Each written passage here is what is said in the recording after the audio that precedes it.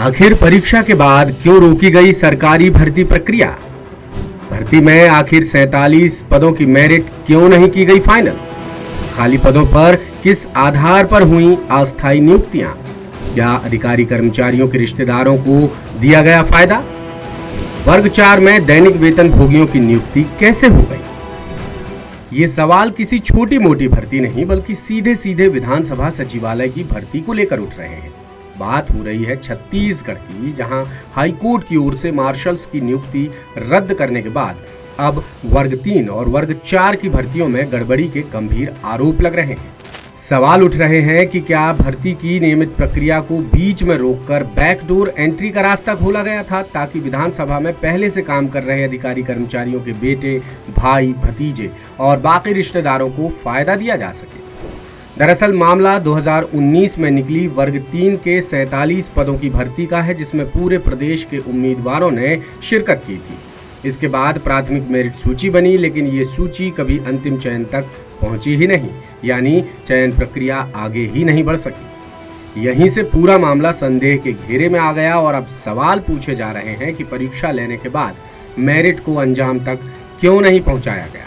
आरोप है कि खाली पद रहने से कामकाज पर असर का हवाला देकर इन्हीं पदों पर अस्थायी नियुक्तियां की जाने लगी, यानी जिन पदों के लिए उम्मीदवारों ने दिन रात मेहनत की और परीक्षा दी, उनके बजाय दूसरे लोगों को काम करने का उन पदों पर मौका मिलने लगा।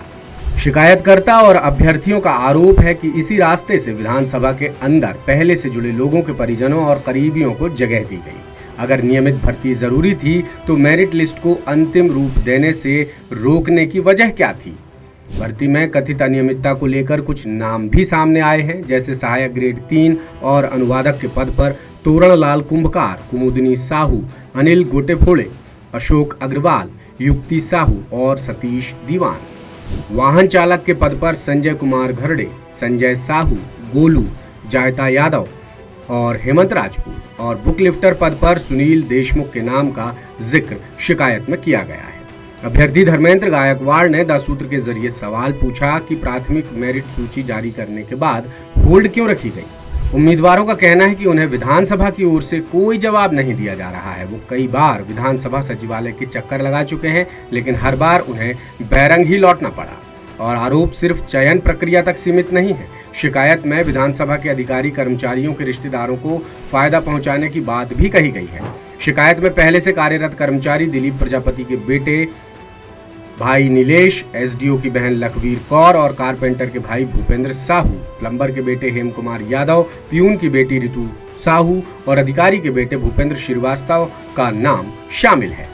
यही आरोप वर्ग 4 के पदों को लेकर भी लग रहे हैं। कहा जा रहा है कि इन पदों को भी चुपचाप विधानसभा में पहले से काम कर रहे दैनिक वेतन भोगियों से भरा जा रहा है, यानी बाहर के बेरोजगारों के लिए दरवाजा बंद और अंदर काम कर रहे लोगों के लिए रास्ता खुला।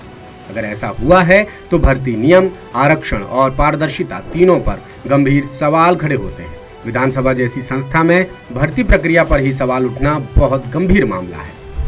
कांग्रेस के संचार विभाग के प्रमुख सुशील आनंद शुक्ला ने कहा, बीजेपी सरकार के कार्यकाल में नौकरी रोकने का ही काम होता है। नियुक्तियों में गड़बड़ी कर युवाओं का हक मारना बीजेपी की खासियत है। हम मामले की निष्पक्ष जांच और कड़ी कार्रवाई की मांग करते हैं। इधर द सूत्र से बातचीत में विधानसभा सचिव दिनेश शर्मा ने कहा कि भर्ती प्रक्रिया अंतिम चरण में है और सारे आरोप बेबुनियाद हैं।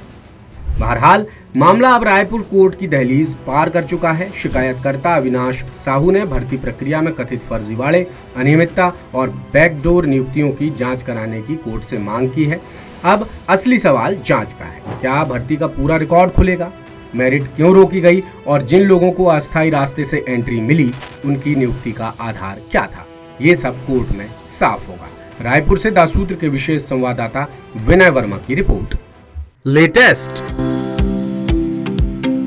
इन्वेस्टिगेटिव और इन डेप्थ खबरें देखने के लिए ज्वाइन कीजिए द सूत्र का व्हाट्सएप चैनल, सब्सक्राइब कीजिए यूट्यूब चैनल, लाइक कीजिए फेसबुक पेज और पढ़ते रहिए www.daसूत्र.com।